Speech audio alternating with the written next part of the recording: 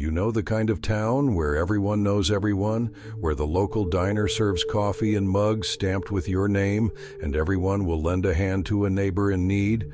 A place where generations of families grew up together? Well, that is the sort of place where I live.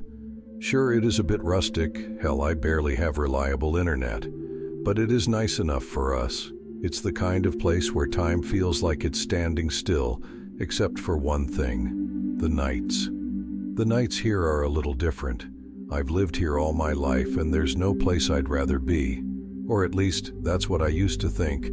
This place has its quirks, like any small town, but there's a big one that stands out for us. You see, every night, without fail, at 11:38 p.m., the town locks down. I'm not talking about just closing up shops and less people being out and about. I'm talking about a real lockdown. Doors slam shut and are barred, windows rattle and lock, and everyone knows they have to be inside and stay inside, at least for what happens next. The next part is strange. No one ever sees anything moving out there directly, but we all just know. We just know that somehow, something outside is trying to get in. An eerie silence falls over the streets. It's like the whole town is holding its breath. Then in 12 minutes exactly, it is just over. I've always wondered why it happens at exactly 11:38 p.m. People here don't talk about it much, but when they do, they whisper. They say it's just the way things are, that it's been happening for as long as anyone can remember. But I know better. I've seen it, whatever it is. The first time I noticed it, I was still pretty young. I think I was 10 or 11. I'd stayed up late reading some of my favorite comic books. My parents warned me, like many other kids in town, that we had to go to bed early, but if we did get up, then absolutely no leaving the house or leaving any windows or doors open. I was not asleep, but was still following the rules when I heard the strangest sound. It was a low, guttural hum that seemed to vibrate through the walls.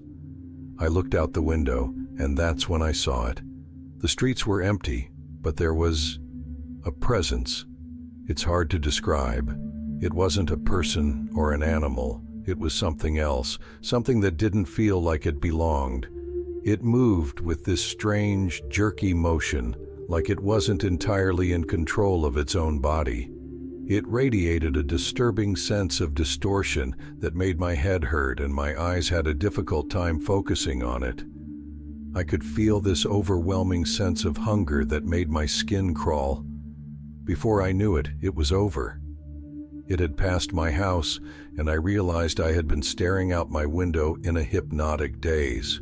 It was almost midnight, and I went to sleep and did not tell my parents about the disturbing thing I had seen. I didn't see it again for years, but the feeling never left. Every night at 11:38 on the dot, when the town shuts down, I know it is there. We all try to act like it's not, just behave like we have a strict curfew and that nothing is really out there. Yet the people who are too bold or foolish and think that it's nothing, well, they don't last long. Those of us who are still here know that whatever that thing is, it's out there, stalking, hunting, looking for anything: an open window, a cracked door. Disappearances are frequent, especially for such a small town.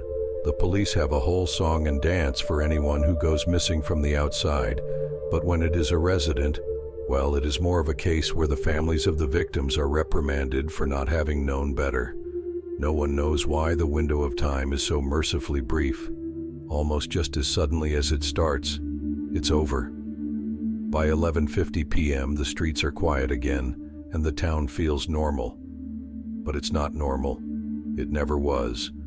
People here have learned to live with it. They lock their doors, shut their windows, and pretend it's not happening. I asked my parents why we don't just move, and they never gave me a good answer. All they said was, it wouldn't do any good. We have to endure. It has to be here. It is safer for everyone if it's here. It did not make sense. I know people can get attached to places, but it felt crazy to me. I couldn't just pretend this was normal, not after what I saw, not after what I felt. There was something out there, and it was worse than anyone would believe. It was just recently that I saw it again. It was a normal night, at least as normal as nights could be in my town. I was getting ready to go to bed when I noticed that my cat Quincy was missing. I looked everywhere, but I couldn't find him. Then I heard something and looked through the window to spot a familiar shape, and my heart sank. He was outside. He must have gotten out when I had come home earlier and was sauntering along the sidewalk, clueless to the impending danger. The time was 11:36 p.m. I had no idea if the creature did anything to animals, but I did not want to find out. I had never let Quincy outside before, and he did not come back to my shouted calls for his return. I had to do something dangerous and stupid to save him.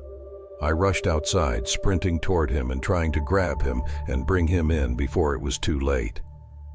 I managed to reach him and pick him up, but then I froze when I sensed a presence as I was scrambling back to my door. Quincy's ears folded back and he hissed.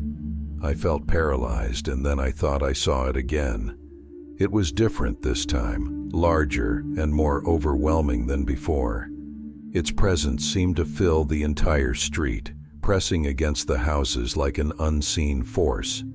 I tried to run, but my legs wouldn't move. I was frozen in place, my breath caught in my throat. To my horror, it seemed to finally regard me. Quincy jumped out of my hands and ran back to my house. He had fortunately evaded whatever interest the thing might have had with him. The creature's head twisted unnaturally in my direction, its distorted features coalescing into more recognizable shapes. Staring into the grotesque visage forced a scream out of me as I beheld the blasphemous impossibility. I turned and sprinted away, screaming like a maniac, my heart hammering against my ribcage with such force that each beat felt like it might crack my chest open. The sound of its pursuit echoed behind me, a wet slapping noise like a monstrous jellyfish gliding across the ground. Its deafening roar filled the air, shaking the ground beneath my feet as I ran for my life. I did not know if I could get away. No one I knew had been outside and survived. I ducked into an alley, my hands shaking as I pressed myself against the wall. My breath came in short, sharp gasps, and I could feel sweat dripping down my face. I didn't dare look around the corner. I didn't dare move. And then I heard the harrowing screams. They sliced through the air, piercing and full of terror. My heart raced as I strained to see who was making them, but all I could make out were shadowy figures caught in the open. The screams were short, sharp, and then they were swallowed by the night. The deafening silence that followed only added to the fear weighing down on me. I stayed pressed against the wall, trying to make myself as small and invisible as possible. The darkness seemed to come alive with every creak and rustle, amplifying my fear. I held my breath until I heard the sound of the creature moving away. And then, just like that, it was gone. But the eerie stillness lingered, haunting me even after the clock struck 11:50 p.m. The streets were once again quiet, but my nerves were still on edge. I stumbled back to my house, every step feeling like a race against time. Quincy waited anxiously at the door and bolted inside with me, seeking shelter inside. The horrible night had left me shaken, but grateful to be alive. Whatever that thing is, it does not belong in this world. It is not of this time or place, and its presence is so unsettling it makes your mind ache just to catch a glimpse of it. No one can tell of its origins. Maybe they are lost in the depths of history.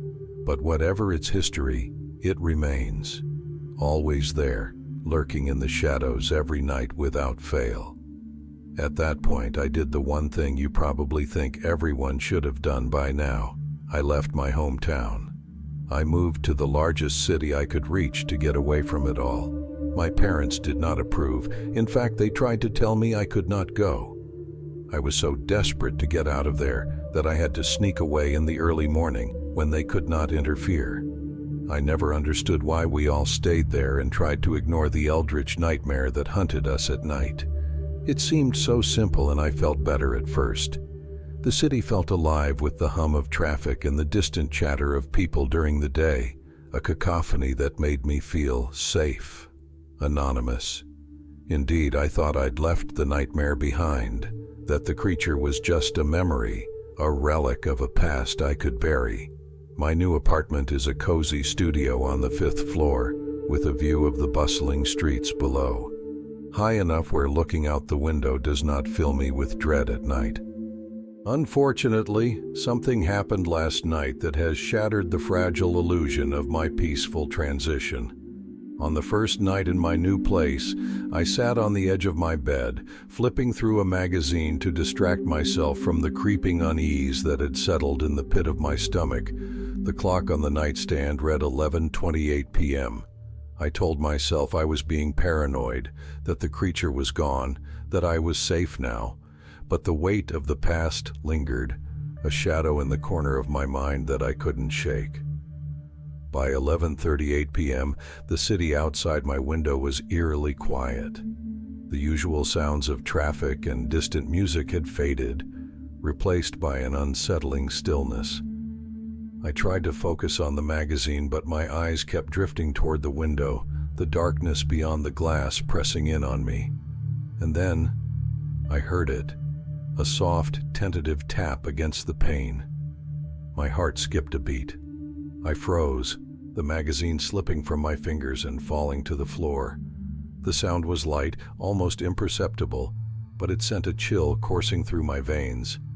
I told myself it was nothing. I was just being paranoid. But then it came again, another tap, this time more insistent. I didn't move. I didn't breathe. My eyes were fixed on the window, the darkness beyond it seeming to pulse with a life of its own. The tapping stopped, and for a moment, there was nothing but silence. Then a faint scratching sound, like claws on glass. My heart sank. I knew that sound. I knew what it meant.